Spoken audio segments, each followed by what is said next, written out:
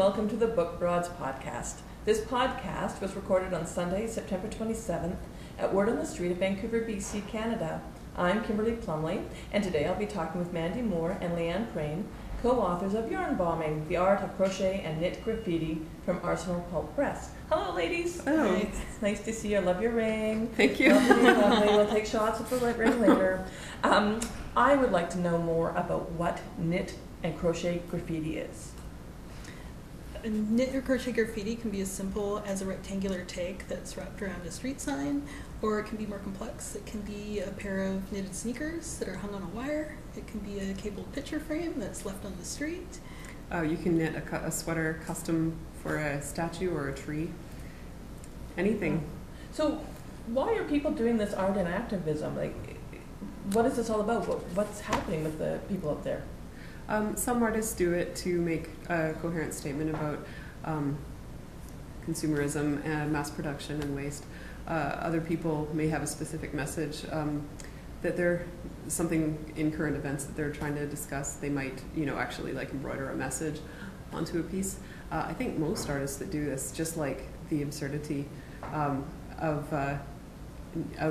knitted public art, they like the whimsical nature of it and the juxtaposition of like street art and yarn craft.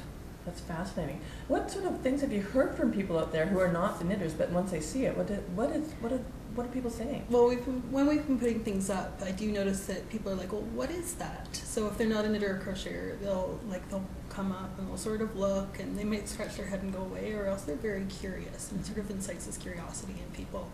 Little kids, of course, want to run up and touch it right away. Yeah. If people are knitter or crocheters, they tend to want to know what wool we're using. That's always the first question. What kind of yarn is that? Yeah, is it acrylic or wool? That's amazing. So has this just been a recent trend out there, the yarn graffiti? It's been around since 2005. Okay. And who started that? It was started by a group called Knita. There's a woman named Magda Saik who's sort of the ringleader of Knita, and it started in Texas in 2005.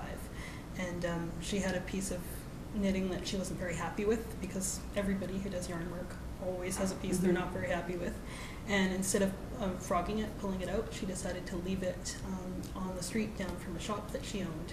And she saw that it had such a reaction that she thought, okay, there's something here. And then she actually gathered up a group of people to start doing things like overpasses in Austin, Texas. I think she had her 70-year-old mother-in-law knit a piece, so there were all sorts of ages. I think her children as well, and it sort of grew from there. I think there's been a huge resurgence, though, in the last year. Around February, we just started seeing more and more pieces from all over the world. So. Wow. So I'm wondering, the home arts are certainly taking a big, it's now huge again, working the house canning and things like that. Have you been discovering more people doing knitting and crocheting and finding that passion and also finding their activism through that? It seems that the big surge in knitting and crochet started in like 99, 2000. Okay. And it seems to have been news on some level ever since then. Mm-hmm. It's definitely gotten a lot more popular. I was working at a yarn shop around the time that it started becoming popular, and you could see that a lot of the things that were being marketed at that time were, to all like this huge group of new knitters and crocheters that were starting, and now a lot of those people, everyone's online. There's a tremendous knit blogging community.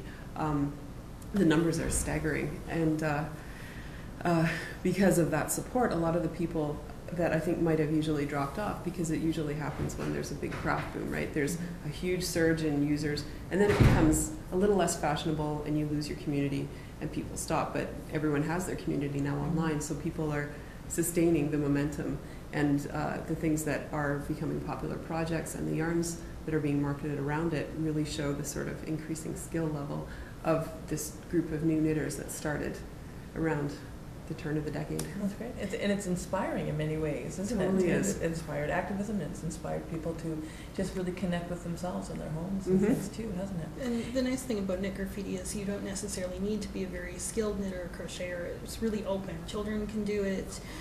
Beginning knitter or crocheters can do it. It's sort of just what colors you want to use, what texture, how inventive you want to be, because there aren't any rules. We're always asked about what are the rules. Yeah. It's graffiti. There are no none. rules. I could get my children to make a scarf, and we can go to the Frank Ney and Nanaimo and give him a nice, warm, cozy scarf and take some pictures. You could get them to knit a 2-inch square and find something to stretch it around and sew it that'd up. be great. What fun. It's good, and they would be proud of that, too. So how did you guys come together to write the book? Do you want to? Sure. I was a very beginning knitter about 7 years ago, and I started a stitch and bitch called Knitting and Beer. So a knitting circle that had a blog. Knitting at the pub, we figured that was the best way to learn and to invite other people so we could learn a little bit more, because I started with a friend who taught me a stitch, and then I taught her a stitch, and we knew we needed new blood to help us learn how to knit more. And Mandy showed up, so we met then. And in 2004. 2004, and then 2 years ago, 2007, I went to the Masters of Publishing program at SFU, and I was part of an art press, and we had to pitch some books, and I thought, oh, this is a wild, fun, crazy class project. I'm going to pitch a book that will never be a real book. I'm just going to do craft books. I love craft books. And so this was an idea that I came up with that some classmates helped me shape. And when we pitched it to people from the industry, Arsenal Pulp Press said, well, we're interested. Find this Mandy Moore who you pitched as your author. So we actually hadn't talked to each other in a couple of 3 years. And so I sent her an email saying, so I hope you remember me. Would you and I like did. to write a book? By the way. And part of that was Mandy works for Nitty.com as their technical editor, and I knew she really knew her stuff technically. And we're a good fit. So Yes. different skills. Nice, So. nice. Yeah, Very it's cool. been very lucky. Good for you guys. That's an exciting story. We could talk more about that. I am a beginner knitter. I made this little hat. I'm not nearly as advanced as some of these, the Lace Linden Tree crochet amazing piece, but it certainly is an inspiration. I thank you both. I've been talking to Mandy Moore, and I am also talking to Leanne Prain, and it has been a lot of fun. And when they came in, I was so excited. So great joy, and happy knitting, everyone. Thank you. Thank you.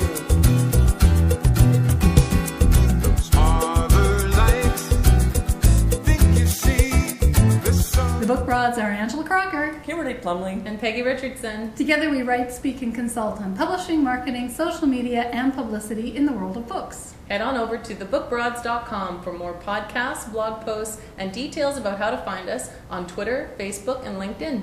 You know, the Book Broads can be found in the real world wherever words are celebrated. Meet the Broads at Book Camp Vancouver, the Surrey International Writers Conference, and the Making a Scene Conference in October. The end.